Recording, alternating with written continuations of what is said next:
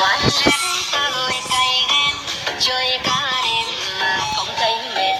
Một chai nước ngọt vài ba điếu thuốc cày lên tim đến ngày hôm sau. Chỉ là đam mê thôi, đam mê chơi game quên hết ưu phiền, quên cuộc tình dang dở. Hớt hơn chân dài cứ tìm vào quán nét, xoáy cả trong này không thiếu nhé em ơi. Vào cân tên anh em ta cùng vui, hép like hay là liên minh đột kích. Thích thì chơi có gì mà phải ngại, dù thắng hay thua thì vẫn vui mà.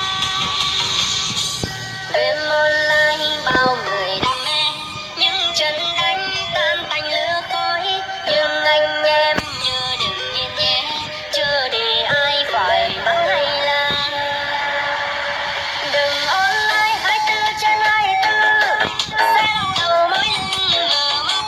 Chơi thì chơi nhưng đừng có nghiện, vì game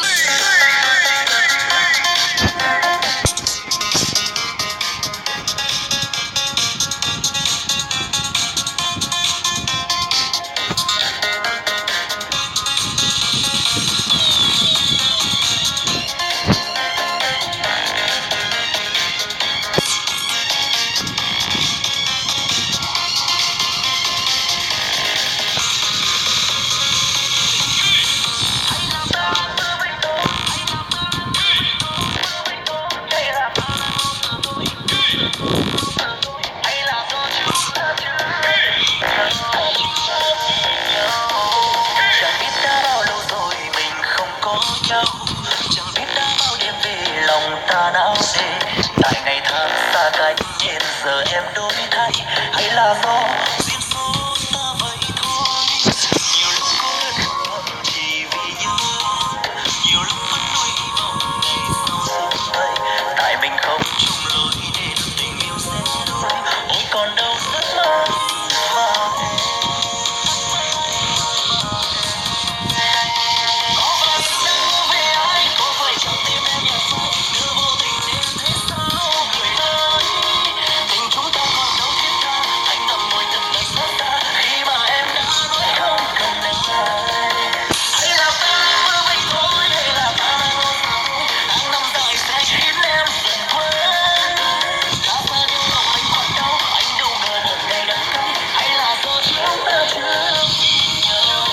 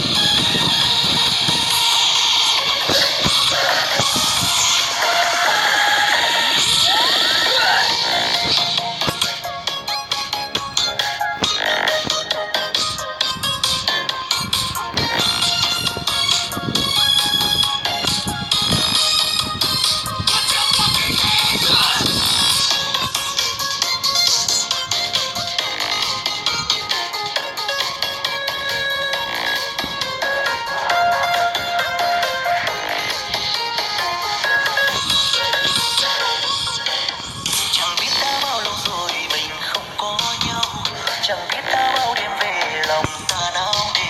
Tại ngày tháng xa cách nên giờ em đổi thay, hay là do duyên số ta vậy thôi.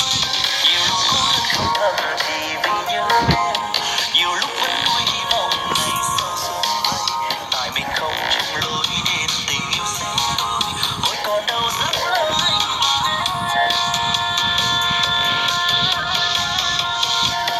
Có phải anh đang mơ về ai, có phải trong tim em nhạt phai, nhớ vô tình đến thế sao người ơi. Tình chúng ta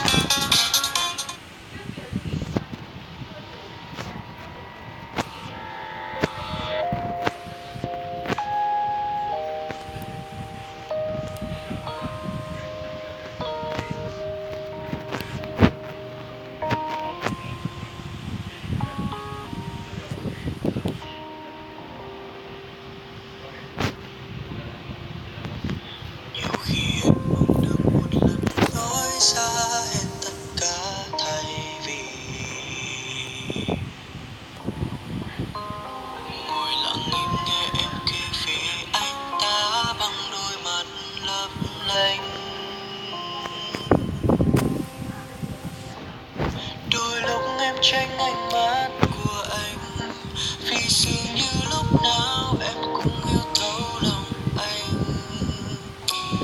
Không thể ngắt lời, càng không thể để giọt lệ nào được rơi, nên anh lùi bước về sau để thấy em rõ hơn.